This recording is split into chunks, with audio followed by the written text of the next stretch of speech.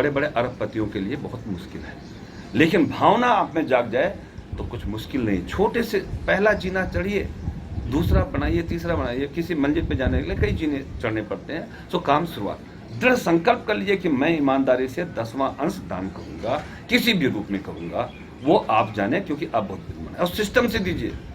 मैं बिल्कुल नहीं कहता अंधा होकर के जाकर के मंदिरों में करोड़ों रुपया दे दिए। अरे वो पुजारी भगवान का भक्त है, भगवान की सेवा कर रहा है, उसको क्या पता इस पैसे को कहाँ लगाना, कैसे लगाना। आप लगाइए, आप उसको इन्वॉल्व कीजिए। हाँ, मैं वो कहना चाहता था कि एक इस समाज में बहुत बड़ा भिखारी हुआ था जिन्होंने ऐसा काम कर दिया, अरबपति नहीं कर पाएंगे। भाइयों, मैं उनका नाम लेता हूँ। उनके पिताजी बहुत बड़े संस्कृत के ज्ञाता थे, विद्वान थे, और उनके पुत्र का नाम था मदन मोहन मालवीय जी।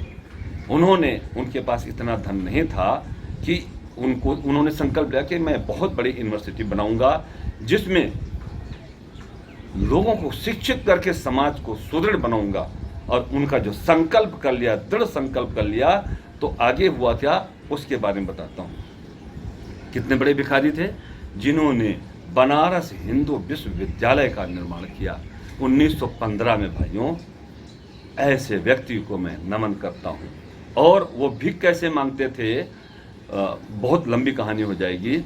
एक बार एक नवाब के पास गए और उन्होंने प्रार्थना किया। लखनऊ के नवाब थे, नाम नहीं याद है, नाम लेना भी नहीं चाहूँगा। और उनसे उन्होंने आग्रह किया कि हमारे इस विद्यालय के लिए कुछ दान कीजिए। उन्होंने उनका अपमान किया। उन्होंने उसको भी कुछ नहीं कहा। उन्होंने अपमान में क्या किया, उन्होंने अपना जूता दान दे दिया। ले जाए जूता, किस काम आएगा तेरे। देखिए बुद्धिमान लोग उसका कैसे सदुपयोग करते हैं। बोले धन्यवाद, आपने हमें बहुत बड़ा दान दे दिया। वो हंसने लगे, वो लेकर चले गए। और दूसरे दिन चौराहे पे एक स्टेज बना करके सजा के रखा कि ये हमारे विश्वविद्यालय के लिए ये नवाब साहब जो इतने बड़े धनवान व्यक्ति हैं, उन्होंने दान किया है, मैं इसको बेचना चाहता हूँ। भाइयों, उसकी बोली लगने लगी और ये आवाज़ उसके कान में पहुंची जो नवाब ने जूता दान दिया था। फिर नवाब फौरन अपने बंदों को भेज के उसको जूते को वापस मंगवाया। इतनी बड़ी बेइज्जती होने लगी उसकी। और फिर उन्होंने उनको धन दिया विश्वविद्यालय बनाने के लिए। उन्होंने फिर धन्यवाद किया। दूसरा एक और महत्वपूर्ण चीज़ बताना चाहता हूँ। हमारे गोंडा के पास बलरामपुर ही शायद है, एक राजा, पहले राजा महाराजा हुआ करते थे। तो एक राजा के पास गए दान मांगने के लिए। बोले महाराज, मुझे आपसे कुछ दान चाहिए, विश्वविद्यालय बना रहा हूँ। बोले वो दानी व्यक्ति थे। बोले क्या चाहिए।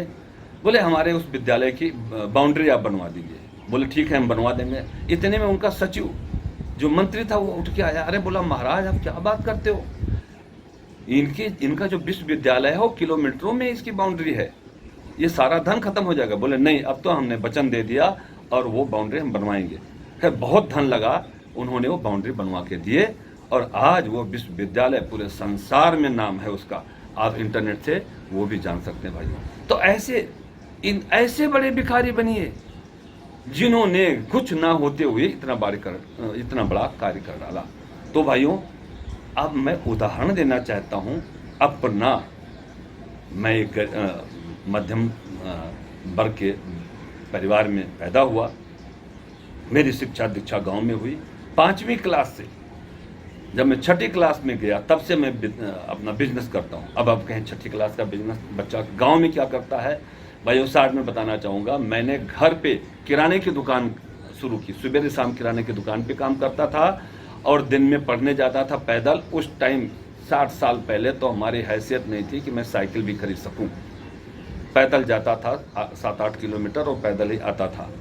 और जब मुसीबत से कोई चीज़ मिलती है तो उसका बहुत बड़ा महत्व होता है। भाइयों, मैंने पढ़ाई कैसे की, बहुत लंबी हो जाएगी कहानी, विधिवत कभी बताएंगे हम। तो हम तब से बिजनेस करते हैं। उसके बाद हमने क्या क्या किया छोड़िए, बहुत लंबा हो जाएगा। लेकिन दृढ़ संकल्प था कि मैं अपने पैर पे खड़ा होऊंगा, मुझे किसी की हेल्प की जरूरत नहीं है। और स्वावलंबी का सपना देखा, संकल्प किया, दिल्ली आए और फिर जहाँ आकर के हमने अपना बिजनेस व्यापार कैसे शुरू किया, क्या किया, ये बहुत लंबी कहानी है। आज मैं यहाँ हूँ, मेरी सारी मनोकामना भगवान ने इसी 63 साल में पूरी कर दी। जो मैं चाहता था वो सब मेरे पास है। मेरी तो इच्छा, लोग मरते दम तक 99 के फेर में रहते हैं, मेरा तो 100वां भी पूरा हो गया। मैं तो भगवान से, उस प्रभु से क्या मांगू, उसने सब कुछ दे दिया हमें। क्यों दे दिया, उसने सब कुछ दे दिया हमें, क्यों दे दिया, ये मैं बताना चाहता हूँ भाइयों। एक तो ज्वलंत उदाहरण है कि 26 साल पहले मैंने जो विद्यालय बनाया, जिसका नाम कल हमने बताया था, श्रीमती शांति देवी इंटर कॉलेज बगवाचा गोंडा है। 3500 बच्चे पढ़ते हैं। वो बच्चे क्या क्या समाज में गुल खिलाते हैं, इतना सुंदर कार्य कर रहे हैं जिसका जवाब नहीं है। उसके अलावा मैंने जीवन में कितने लोगों का इलाज कराया है, कितने लोगों की शादियां कराई हैं। जो मेरे से हो सकता है वो 10वां अंश मैं पूरी तरह से दान देता जा रहा हूं। तो उस दान देने के बदले में आप भाइयों ये सोच नहीं सकते कि ये गांव से आया हुआ मध्यम परिवार से, मीडियम फैमिली से आया हुआ बच्चा, जिसके पास कुछ भी नहीं था, खाली हाथ आया था और उसको इतना कुछ मिला, ये बड़े आश्चर्य की बात है। ये सोचिए, मुझे कहीं पड़ा हुआ धन नहीं मिला, जमीन में गड़ा हुआ धन नहीं मिला, हमें परमात्मा ने रास्ता दिखाया। मेरे भाग्य, पहले किए हुए कर्मों का भाग्य और दृढ़ संकल्प इधर का, और काम के प्रति संकल्प हमने किया, और एक एक करके हम यहाँ तक पहुँचे हैं। तो उसी दान के बदौलत 26 साल का बहुत बड़ा उदाहरण है, लेकिन मैं अगर वो सारे जो काम किए हैं उसका उदाहरण देंगे तो बहुत लंबी लिस्ट हो जाएगी दोस्तों। लेकिन मैं उसी का फल भोग रहा हूँ और आगे भोगूंगा। मैं आपको दृढ़ संकल्प से कहता हूँ कि मैं, ये कोरोना जो आया हुआ ना, ये ऐसे 20 कोरोना आ जाएंगे, मैं चैलेंज करता हूँ कि मैं अपने बिजनेस व्यापार को इससे 10 गुना बढ़ा सकता हूँ, और बढ़ाऊंगा भी, और इससे लड़ूंगा भी, क्योंकि मैं हिम्मत रखता हूँ, हिम्मत नहीं हारता हूँ, सकारात्मक सोच से जीता हूँ। और आप भी सकारात्मक सोच में रहेंगे तो धन धान्य से परिपूर्ण रहेंगे। और जब चाहे गवर्नमेंट का टैक्स हो, चाहे परमात्मा का टैक्स हो, अगर बराबर देते रहेंगे तो आपको नींद भी आएगी और स्वच्छंद बहुत अच्छी तरह से जीवन जिएंगे। तो भाइयों, मैं यही प्रार्थना करता हूँ कि जितना हो सके इस समाज का कल्याण कीजिए। मैं छोटा सा बात और बोल रहा था, मैं बता दूं, मैंने एक और संकल्प कर लिया है। अभी तक इस उम्र तक तो हमने सब कुछ पा लिया है।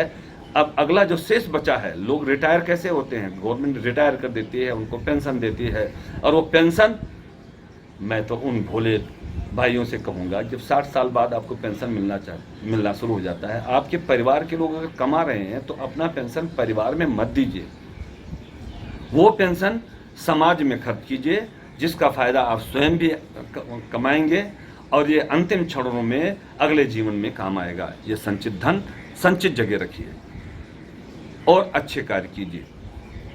अच्छे कार्य करने का एक संकल्प हमने और बहुत बड़ा संकल्प लिया है, और आप लोगों की दुआएं चाहता हूं कि अगर वो संकल्प मेरा पूरा हुआ भाइयों, तो बहुत विचित्र बात हो जाएगी। वो क्या है, मैं छोटा सा बता देना चाहता हूं। मैंने अब संकल्प लिया है कि जितना शेष जीवन बचा है, इसमें मैं 100 मंदिरों का जीर्णोद्धार करूंगा। पुराने मंदिर नया बनाने की तो हम अभी 2 मंदिर बना रहे हैं, जिसका फोटो मैं कल भेजूंगा आपको। एक बहुत बड़ा मंदिर बन रहा है, और एक पुराना मंदिर जहां था उस स्थान पे दोबारा से मंदिर बना रहे हैं, और उसमें मैक्सिमम धन हम खर्च कर रहे हैं, लेकिन सारे भाई लोग भी उसमें मदद कर रहे हैं, धन से, श्रम से, हर तरह से। और ऐसे सार्वजनिक कार्यों में सभी लोग मदद करते हैं। तो मैं अपने जीवन काल में ऐसा संकल्प लिया हूं कि कम से कम 100 मंदिरों का जीर्णोद्धार करूंगा, और फिर से वहां लोगों को जोड़ूंगा। और ऐसे नहीं जोड़ूंगा, घर घर किसी को बुलाने नहीं जाऊंगा। इंटरनेट, आज तक तो इलेक्ट्रॉनिक मीडिया इतनी स्ट्रांग है कि सभी के पास फोन है। सबको आमंत्रित करूंगा कि ऐसी जगह आके अच्छी बातें सीखें, और सोमवार से लेके शनिवार, रविवार से लेकर शनिवार तक भगवान के दिन, हर दिन कोई ऐसा पाठ करवाऊंगा जो हर देवी देवता को महत्व दे सकें, जान सकें उनके इस रचना के बारे में, और सामाजिक वातावरण शुद्ध हो जाएगा। जगह जगह मंदिर बने हुए हैं, लेकिन उसमें लोग ढंग से पूजा करने नहीं जाते हैं, आरती करने नहीं जाते हैं, समाज में अच्छी बातें नहीं पहुंचा पाते हैं। अगर कोई पुजारी भी बैठ जाता है तो वो इतना विद्वान नहीं होता हो कि समाज को ज्ञान, ये एक ज्ञान देने का केंद्र है। ऐसे केंद्र का पुनरुद्धार करूंगा और सबको ज्ञानवान बनाऊंगा। धन की, जो धन कमा रहे हैं, दान देने की प्रवृत्ति पैदा करूंगा, और ये समाज हमारा बीमारू नहीं रहेगा, ये जागरूक समाज हो जाएगा। तो भाइयों, मैं आपसे भी ये निवेदन करता हूँ कि आगे मैं आपसे एक बहुत बड़ी भीख मांगूंगा, अभी नहीं, अभी जरा भीख देने के लिए आपको तैयार तो कर लूँ, और वो काम मैं कर रहा हूँ। मैं आपसे पैसा मांगने नहीं आऊँगा, भगवान ने जो कुछ दिया है अपने श्रद्धा से मैं करता जाऊंगा, लेकिन आपसे एक बहुत बड़ी भीख जरूर मांगूंगा जो आप आश्चर्य में पड़ जाएंगे।